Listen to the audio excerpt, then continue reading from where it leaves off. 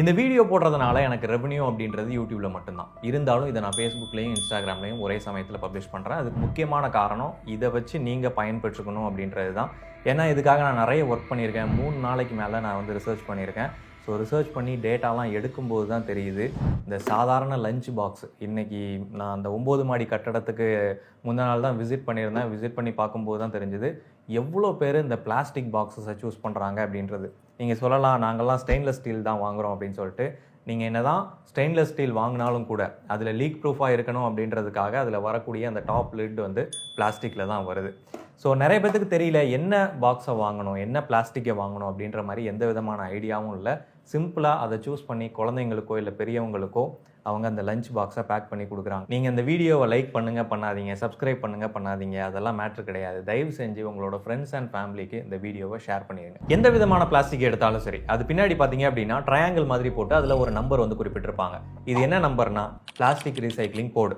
இந்த plastic box வேஸ்ட்டுக்கு போகும்போது அதை எந்த வகையில் ரீசைக்கிள் பண்ணணும், அதோட பிளாஸ்டிக்ஸோட சேர்த்து ரீசைக்கிள் பண்ணணும் அப்படின்றதுக்காக இந்த நம்பரை ஐடென்டிஃபிகேஷனுக்காக போட்டிருக்காங்க. இந்த நம்பரை வச்சு நம்மளால் தெரிஞ்சுக்க முடியும் இது என்ன டைப் ஆஃப் பிளாஸ்டிக் அப்படின்றது. அதை வச்சும் நம்ம உணவுப் பொருட்களுக்காக இருக்கக்கூடிய பிளாஸ்டிக்கை வந்து தேர்ந்தெடுத்தும் வாங்க முடியும். இப்போ உணவுப் பொருட்கள்னு சொல்லும்போது அதுலேயும் பல விதமாக இருக்குது. நம்ம கடையில் போய் ஒரு ஜூஸ் பாட்டில் வாங்குகிறோம், ஸோ அதை குடிச்சிட்டு தூர போட்டுருவோம், அது வந்து சிங்கிள் யூஸ். அதே இது நம்ம ஸ்டோர் பண்ணி வைப்போம், வீட்டிலலாம் வந்து ட்ரை ஃப்ரூட்ஸு இல்லை ட்ரை நட்ஸ் அந்த மாதிரி விஷயங்களை ஸ்டோர் பண்ணி வைப்போம், அது ஒரு வகையான ஸ்டோரேஜ். அதே இது நம்ம ஹீட் பண்ணி பயன்படுத்தும், இந்த மாதிரியான லஞ்ச் பாக்ஸஸை சுட சுட சாப்பாடை கூட்டி அதை நம்ம பேக் பண்ணி எடுத்துகிட்டு போவோம். ஸோ அந்த மாதிரி டைப்பும் இருக்குது. இதில் ஒவ்வொரு உணவுப் பொருட்களுக்கும் தகுந்த மாதிரி வெவ்வேறு பிளாஸ்டிக்ஸை வந்து பயன்படுத்துகிறாங்க. இதை நம்ம கோடு வைஸ் கேட்டகரைஸ் பண்ணோம் அப்படின்னா பெரும்பாலும் பயன்படுத்தக்கூடியது உணவுப் பொருட்களுக்காக 1, 2, 5 இந்த 3 கோடு தான் அதிகமாக பயன்படுத்துகிறாங்க. இந்த 1, 2 வந்து சூடான உணவுப் பொருட்களில் பயன்படுத்த முடியாது, அதே மாதிரி ரீயூஸும் பண்ண முடியாது. ரீசன் என்னென்னா, நம்ம கடையில் ஜூஸ் பாட்டில் வாங்குறோம் இல்லையா, அந்த பாட்டிலை வந்து இந்த 1ல் தான் பயன்படுத்திருப்பாங்க, PET அப்படின்னு சொல்லுவாங்க. ஸோ அந்த மாதிரி பிளாஸ்டிக்ஸை நம்மளால் ரீயூஸ் பண்ண முடியாது. அப்படி பண்ணோம் அப்படின்னா அதில் இருக்கக்கூடிய அந்த கெமிக்கல் காம்பவுண்ட்ஸ் கொஞ்சம் கொஞ்சமாக உணவுப் பொருட்களில் ரிலீஸ் ஆக ஆரம்பிக்கும். ஸோ அதுக்காக கொண்டு வரப்பட்டது தான் கோட் நம்பர் 5 அப்படின்றது, PP பாலிப்ரோபிலீன். ஸோ இந்த மாதிரி பிளாஸ்டிக்ஸை உணவுப் பொருட்களுக்காகவும் சூடான உணவுப் பொருட்களை ஹேண்டில் பண்ணுறதுக்கும் ரீயூஸ் பண்ணுறதுக்காகவும் இதை வந்து டிசைன் பண்ணியிருப்பாங்க. ஸோ அப்போ உணவுப் பொருட்களுக்காக நீங்கள் தேர்ந்தெடுக்க வேண்டிய பிளாஸ்டிக் எதுன்னு சொல்லி கேட்டிங்கன்னா நம்பர் 5. பின்னாடி டப்பாவை திருப்பி பாருங்கள், அந்த ட்ரையாங்கிள்குள்ள நம்பர் போட்டிருக்கும், அதில் 5ன்னு போட்டிருக்கான்னு பாருங்கள். உடனே கடையில் போய் பிளாஸ்டிக் டப்பாவை வாங்கிட்டு வந்துடாதீங்க, அதில் இன்னொரு ட்விஸ்ட் இருக்குது. சரி, இந்த மாதிரி 5ன்னு போட்டிருக்க பிளாஸ்டிக் டப்பாலையும் பின்னாடி வந்து பார்த்தீங்க அப்படின்னா ஃபுட் கிரேடுக்கான சிம்பிளும் வந்து கொடுத்துருக்காங்க. ஸோ அப்போ ஃபுட் கிரேடுக்கான சிம்பிள் கொடுத்துருக்காங்க அப்படின்னா இவங்க வந்து கண்டிப்பாக அந்த சூடான உணவுப் பொருட்களை ஹேண்டில் பண்ணுறதுக்கான ஒரு பிளாஸ்டிக் பாக்ஸை தான் தயாரிக்கிறாங்க. அப்படின்றப்போ நமக்கு எந்த விதமான பிரச்சனையும் இல்லை அப்படின்ற மாதிரி தான் நமக்கு தோணும். பட் இந்த ஃபுட் கிரேடுக்கான டெஃபினிஷனை நம்ம தேடி பார்த்தோம். ஸோ FSSAI என்ன சொல்கிறாங்க அப்படின்னா, அதை என்ன இன்டென்ஷனுக்காக அந்த பாக்ஸை வந்து தயார் பண்ணுறாங்களோ அந்த இன்டென்ஷனுக்காக அந்த பாக்ஸை பயன்படுத்தும் போது மனித உடலை பாதிக்கிற மாதிரி எந்த விதமான பிரச்சனையும் வந்து இருக்கக்கூடாது அப்படின்னு சொல்லி தெளிவாக குறிப்பிட்டிருக்காங்க. பட் இவங்க வந்து அதுக்கான ஸ்கேல் எதையும் வந்து செட் பண்ணல. நீங்கள் ஜென்ரலாக அந்த மேனுஃபேக்சரர்ஸ் இருக்காங்க இல்லையா, அவங்களோட வெப்சைட்டில் போயிட்டு அவங்க எப்படி இதை வந்து கம்ப்ளை பண்ணுறாங்க, அதாவது சேஃப்டி ஸ்டாண்டர்ட் எப்படி இதை ஃபுட் கிரேட்னு லிஸ்டிங் பண்ணுறாங்க அப்படின்னு சொல்லி செக் பண்ணிங்கன்னா அவங்க சிம்பிளாக சொல்லியிருப்பாங்க, நாங்கள் வந்து FSSAI கொடுக்குற ரூல்ஸை ஃபாலோ பண்ணுறோம். அப்போ FSSAIயோட ஒரிஜினல் ரெகுலேஷன்ஸ் இருக்கும் இல்லையா, அதை வந்து தேடி பார்த்தேன். 2011 ரிலீஸ் ஆனது பேக்கேஜிங் அண்ட் லேபிளிங் ரெகுலேஷன்ஸ். இது ஸ்டில் அவங்களோட வெப்சைட்டில் ஆக்டிவாக தான் இருக்குது. ஸோ அந்த ரெகுலேஷனில் என்ன சொல்லியிருக்காங்க அப்படின்னா, containers made of plastic material should conform to the following Indian standards அப்படின்னு சொல்லி கீழே ஒரு லிஸ்ட் ஆஃப் ஸ்டாண்டர்ட்ஸ் கொடுத்து என்னென்ன மெட்டீரியல் ஃபுட்டோட கான்டாக்ட் வரும்போது இந்த ஸ்டாண்டர்டை ஃபாலோ பண்ணியிருக்கணும் அப்படின்ற மாதிரி நம்பர்ஸ் எல்லாத்தையும் கொடுத்துட்டாங்க. மேனுஃபேக்சரர்கிட்ட கேட்டால் நாங்கள் FSSAI ஃபாலோ பண்ணுறோன்றாங்க, FSSAI கேட்டால் நீ இந்தியன் ஸ்டாண்டர்டை ஃபாலோ பண்ணிக்கோ அப்படின்றாங்க. சரின்னு நம்ம இந்தியன் ஸ்டாண்டர்டையும் தேடி எடுத்தோம். அதில் நான் சக்கரவர்த்தியடா.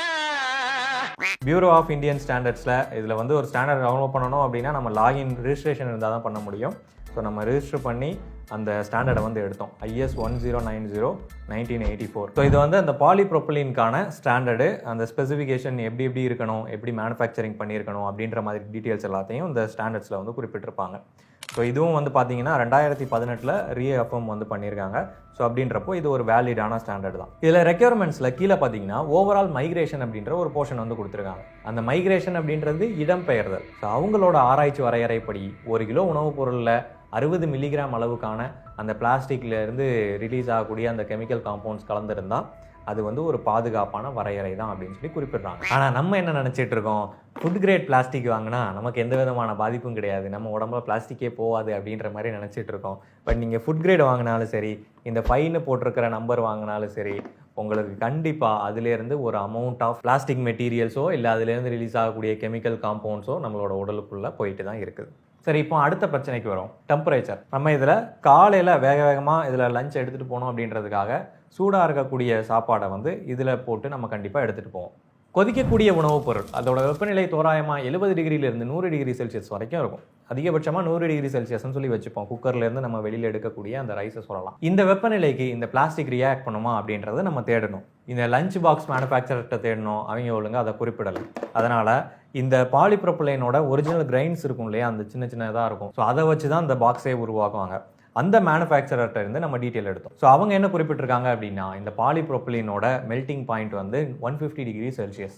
ஜென்ரலாக அது ஒரு 140 130 டிகிரி செல்சியஸ் வரைக்கும் அதோட ஷேப் வந்து டி ஷேப்பாக மாறாது. ஆனால் என்னதான் இது 130 டிகிரி செல்சியஸில் தான் ரியாக்ட் பண்ணும் அப்படின்னாலும் 80 டிகிரி செல்சியஸ்லேயே அதோட கெமிக்கல் ப்ராப்பர்ட்டிஸ் எல்லாமே கொஞ்சம் கொஞ்சமாக உடைய ஆரம்பிச்சிரும் அப்படின்னு சொல்லி குறிப்பிடுறாங்க. அதே மாதிரி இன்னொரு விஷயம், என்னதான் இது ஹையர் மெல்டிங் பாயிண்ட்டை வச்சுருந்தாலும் கூட ஸ்டெரிலைசேஷன் ப்ராசஸ்க்காக மட்டும்தான் இதை பயன்படுத்தணும் அப்படின்னு மேனுஃபேக்சரர் குறிப்பிட்றாங்க. அதாவது உள்ளுக்குள்ளே நீங்கள் ஒரு சூடான உணவுப் பொருளை போட்டு அதை மொத்தமாக மூடி வைக்கக்கூடாது, ஒன்லி அதை சூடு பண்ணி க்ளீன் பண்ணுறதுக்காக பயன்படுத்தலாம், இல்லை டிஷ்வாஷரில் பயன்படுத்தலாம், அந்த மாதிரி பயன்படுத்துறதுக்காக தான் இந்த ஹையர் மெல்டிங் பாயிண்ட் வந்து பயன்படும். மற்றபடி நீங்கள் உள்ளுக்குள்ளே உணவுப் பொருட்களை போட்டு மூடி வச்சுருந்தீங்க அப்படின்னா நீங்கள் உள்ளுக்குள்ளே வந்து டெம்பரேச்சர் அதிகரிச்சுட்டு தான் இருக்கும். அப்படின்றப்போ அந்த பிளாஸ்டிக்கோட கெமிக்கல் ஸ்ட்ரக்சர் உடையிறதுக்கான அதிகமான வாய்ப்பு இருக்குது அப்படின்னு சொல்கிறாங்க. ஆனால் பிரச்சனை இதோட முடிஞ்சிடலை. இதோட ஸ்பெஷல் ஐட்டம் ஒன்று இருக்குது. தலை வலிக்குதுடா, தலை வலிக்குதே. என்னன்னு கேட்டிங்கன்னா, இதுவும் ஃபுட் கிரேட் பிளாஸ்டிக் தான். அதே 5 நம்பர் இருக்கக்கூடிய ஃபுட் கிரேட் பிளாஸ்டிக் தான். இந்த டப்பா எடுத்துக்கிட்டிங்க அப்படின்னாலும் இதுவும் அதே 5 நம்பர் இருக்கக்கூடிய ஃபுட் கிரேட் பிளாஸ்டிக் தான். அதே மாதிரி இந்த கவர் எடுத்துக்கிட்டிங்க அப்படின்னாலும் இதுவும் அதே 5 நம்பர் இருக்கக்கூடிய ஃபுட் கிரேட் பிளாஸ்டிக் தான். இப்போ இதில் நீங்கள் கொதிக்க டெய்லியும் இதை திரும்ப திரும்ப க்ளீன் பண்ணி லஞ்ச் எடுத்துகிட்டு போவீங்களா அப்படின்னு சொல்லி கேட்டிங்கன்னா கண்டிப்பாக போக மாட்டோம். அப்படி போனாலும் இது 2-3 நாளில் கண்டிப்பாக அந்த கவர் வந்து பிஞ்சு போயிடும் இல்லையா. இதை நான் மெயினாக குறிப்பிட்றது காரணம் என்னென்னா, அதே மாதிரி தான் இந்த பாக்ஸும் கண்டிப்பாக இதில் நம்ம சுட சாதத்தை போடும்போது ஒரு வாரம் 2 வாரத்தில் இது வந்து டிகிரேட் அடையும். ஸோ இப்போ வந்து பார்த்திங்கன்னா நம்ம வாங்கின அந்த பிளாஸ்டிக் பாக்ஸஸை டெம்பரேச்சர் வச்சு டெஸ்ட் பண்ணி பார்க்க போகிறோம். ஸோ அது எவ்வளவு டெம்பரேச்சரில் ரியாக்ட் பண்ணுது அப்படின்றத தான் செக் பண்ண போகிறோம். ஸோ ஆல்ரெடி 2 ஓட்டை போட்டுட்டோம், இது 3வது ஓட்டை.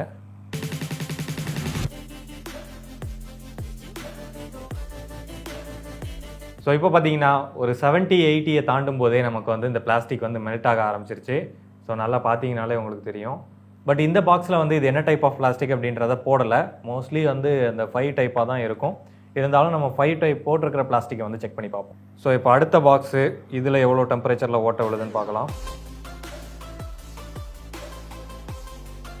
100. ஸோ இங்கே பார்த்தீங்கன்னா தெரியும், கரெக்டாக 100 டிகிரி செல்சியஸ் ரீச் ஆகும்போது நமக்கு வந்து பிளாஸ்டிக் பொங்கிட்டு வருது, அது மெல்ட் ஆக ஆரம்பிச்சிருச்சு. ஸோ இந்த பாக்ஸ் வந்து பார்த்தீங்கன்னா பாலிப்ரோபிலின்னா 5 கேட்டகரி தான். அதே மாதிரி ஃபுட் கிரேட் பிளாஸ்டிக் தான். ஆனாலும் இது பார்த்தீங்கன்னா 100 டிகிரி செல்சியஸில் மெல்ட் ஆயிடுச்சு. ஸோ இது வந்து பார்த்தீங்கன்னா ஒரு stainless steel box. Stainless steel தான், ஆனால் டாப்பில் மட்டும் பிளாஸ்டிக்கை போட்டு கவர் பண்ணியிருப்போம். ஏன்னா லீக் ப்ரூஃப் கொடுக்கணும் அப்படின்றதுக்காக மோஸ்ட்லி டாப் லேயர் மட்டும் எல்லாத்துலேயும் பிளாஸ்டிக்கை தான் கொடுக்குறாங்க. மற்றபடி உள்ளெல்லாம் பார்த்தீங்கன்னா ஸ்டெயின்லெஸ் ஸ்டீல் தான் இருக்கும். அதுக்காக இந்த பிளாஸ்டிக்கில் சாப்பாடு படாமையாக இருக்கும், கண்டிப்பாக போடும். ஸோ அதை தான் இப்போ டெஸ்ட் பண்ண போகிறோம்.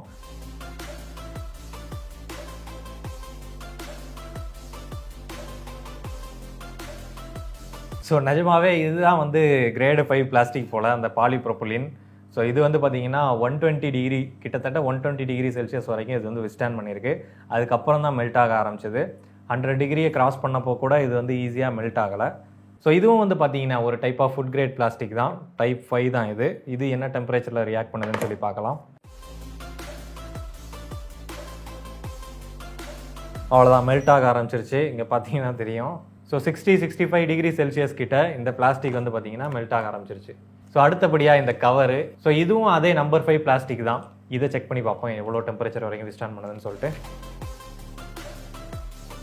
ஸோ இது பார்த்தீங்கன்னா 45 டிகிரிலேயே வந்து நமக்கு மெல்ட் ஆக ஆரம்பிச்சிருச்சு. ஸோ நம்ம இங்கே டெம்பரேச்சர் டெஸ்ட் பண்ணி பார்க்கும்போது ஒவ்வொரு பிளாஸ்டிக் பாக்ஸும் ஒவ்வொரு மாதிரி ரியாக்ட் பண்ணியிருக்கு. இதில் முக்கியமான விஷயம் என்னென்னா, இந்த எல்லா பாக்ஸுமே நம்பர் 5 கேட்டகரியில் வரக்கூடிய பாலிப்ரோபிலீன் தான். அப்படி இருக்கும்போது எதனால் இது வெவ்வேறு டெம்பரேச்சரில் ரியாக்ட் பண்ணுது அப்படின்னு சொல்லி கேட்டிங்கன்னா இதோட திக்னஸும் வந்து முக்கியமான பங்களிக்குது. இதை சொல்கிறதுக்கான முக்கியமான காரணம் என்னென்னா, நான் ஸ்டெயின்லெஸ் ஸ்டீலில் தான்ப்பா லஞ்ச் பாக்ஸ் வாங்குகிறேன், இல்லை நான் வந்து நல்ல திக்கான பாக்ஸ் தான் வாங்குகிறேன் அப்படின்னு சொன்னாலும் கூட அது உள்ளுக்க இருக்கக்கூடிய இந்த மேலே இருக்கக்கூடிய லிட் இருக்கு இல்லையா, இது வந்து பார்த்தீங்கன்னா அந்த மாதிரி தின் பிளாஸ்டிக்ஸில் கொடுத்து விட்டுறாங்க. அப்போ இதுக்குள்ளே நம்ம ஏதோ ஒரு குழம்பையோ இல்லை ஏதோ ஒரு சூடான பொருளையோ நம்ம உள்ளே வச்சு க்ளோஸ் பண்ணும்போது இங்கே மேலே இருக்கக்கூடிய பிளாஸ்டிக் வந்து ஈஸியாக அதிலேருந்து அந்த கெமிக்கல்ஸை வந்து ரிலீஸ் பண்ணுறதுக்கான வாய்ப்பு அதிகம். என்னதான் நம்ம பேக் பண்ணக்கூடிய உணவுப் பொருட்கள் அந்த ஹை டெம்பரேச்சர் அடையாது அப்படின்னாலும் இதை நம்ம க்ளோஸ் பண்ணி வைக்கும்போது அதுலேருந்து இன்டர்னலாக உருவாகக்கூடிய டெம்பரேச்சர் வந்து அதிகபட்சமாக ஒரு 60-70 டிகிரி செல்சியஸ் வரைக்கும் போகும். அப்போது நமக்கு பிளாஸ்டிக் மெல்ட் ஆகாது, ஆனால் அந்த பிளாஸ்டிக்கில் இருக்கக்கூடிய கெமிக்கல் காம்பவுண்ட்ஸ் எல்லாமே கொஞ்சம் கொஞ்சமாக அந்த ஃபுட்டில் ரிலீஸ் ஆகிட்டு இருக்கும். அதை நம்ம சாப்பிடும்போது கண்டிப்பாக மோசமான விளைவுகள் தான் ஏற்படும். அதை நம்ம தொடர்ந்து சாப்பிட்டுக்கிட்டே இருக்கும்போது பலவிதமான பிரச்சனைகள் ஏற்படுறதுக்கு வாய்ப்பு இருக்குது. அப்புறம் இன்னொரு விஷயம், நான் ஸ்டெயின்லெஸ் ஸ்டீல் பாக்ஸ் தான்ப்பா வாங்குறேன் அப்படின்னு சொன்னாலும் அதுக்கு வரக்கூடிய மூடி பிளாஸ்டிக்கில் தான் வருது. அது என்ன தான் ஃபுட் கிரேடாக இருந்தாலும் அதுவும் வந்து ஓவர் டெம்பரேச்சர் காரணமாக கொஞ்சம் கொஞ்சமாக வந்து அதில் பிளாஸ்டிக்ஸை வந்து ரிலீஸ் பண்ணுறதுக்கான வாய்ப்பு இருக்குது உணவுப் பொருட்களில். ஸோ நம்ம டெஸ்ட் பண்ணதுலேயே அதிகபட்சமாக அந்த பாக்ஸ் மட்டும்தான் 100 டிகிரியை கிராஸ் பண்ணியும் எந்த விதமான ரியாக்ஷனும் கொடுக்கல. ஸோ இது மட்டும்தான் கொஞ்சம் திக்காக சாலிடாக இருந்துச்சு. மற்ற எல்லாமே வந்து 100 டிகிரிக்குள்ளேயே வந்து ஒரு ரியாக்ஷனை காட்ட ஆரம்பிச்சிருச்சுன்னு சொல்லலாம். நீங்களே இந்த மாதிரி பிளாஸ்டிக் டப்பாவெல்லாம் பயன்படுத்தும் போது தெரிஞ்சிருக்கும். ஆரம்பத்தில் பார்க்குறதுக்கு புதுசாக அழகாக இருக்கும். நம்ம டெய்லி சாப்பாடு வச்சு கொண்டு போக அதோட கலரோ இல்லை அதோட தன்மையோ வந்து நாளடைவில் மாறுறதை நம்ம பார்த்துருப்போம். ஸோ நான் சஜஸ்ட் பண்ணுறது என்னென்னா, கூடுமான அளவு இந்த மாதிரி பிளாஸ்டிக் பாக்ஸஸை தவிர்த்துறது நல்லது. அதுக்காக நான் ஸ்டெயின்லெஸ் ஸ்டீல் வாங்க போகிறேன் அப்படின்னு சொல்லிட்டு இந்த மாதிரி பாதி பிளாஸ்டிக்கு பாதி ஸ்டெயின்லெஸ் ஸ்டீல் அந்த மாதிரி வாங்காதீங்க. முழுவதுமாக ஸ்டெயின்லெஸ் ஸ்டீலாக ஆனதால் வாங்குங்க. பட் அதுவும் 100% பாதுகாப்புன்னு சொல்ல முடியாது. அதுலேருந்தும் கெமிக்கல் காம்பவுண்ட்ஸ் ரிலீஸ் ஆகிறதுக்கு சான்ஸ் இருக்குது. பட் அதுக்கான வாய்ப்புகள் குறைவு. இல்லை எனக்கு கலர்ஃபுல்லாக வேணும், இந்த மாதிரி டிசைன்ஸ்லாம் போட்டிருக்கணும், அதனால் நான் பிளாஸ்டிக் பாக்ஸ் தான் வாங்குவேன் அப்படின்னு சொல்லி நினச்சிங்கன்னா தயவு செஞ்சு இந்த மாதிரி திக்காக இருக்கிற மாதிரி, அதாவது திக்காக பிளாஸ்டிக் கொடுத்துருக்க மாதிரியான பிளாஸ்டிக் பாக்ஸை வாங்குங்க. ஒரு சில பிராண்ட்ஸ் தான் இந்த மாதிரி திக்கான லஞ்ச் பாக்ஸஸை வந்து கொடுக்குறாங்க. ஸோ நான் செலக்ட் பண்ண சில லஞ்ச் பாக்ஸஸை வந்து கீழே டிஸ்கிரிப்ஷனில் லிஸ்டிங் பண்ணுறேன். அதில் பிளாஸ்டிக்னு போட்டிருக்கோம், அது கீழே ஸ்டெயின்லெஸ் ஸ்டீல்னு போட்டிருக்கோம். ஸோ உங்களுக்கு எது வேணுமோ அதை நீங்கள் செலக்ட் பண்ணி வாங்கிக்கலாம். இவ்வளோ தான் இந்த video. Next time lunch box வாங்கும்போது கேர்ஃபுல்லாக இருங்க. பையிங் ஃபேக்ட் சேனலுக்கு சப்ஸ்கிரைப் பண்ணுங்கள். நன்றி.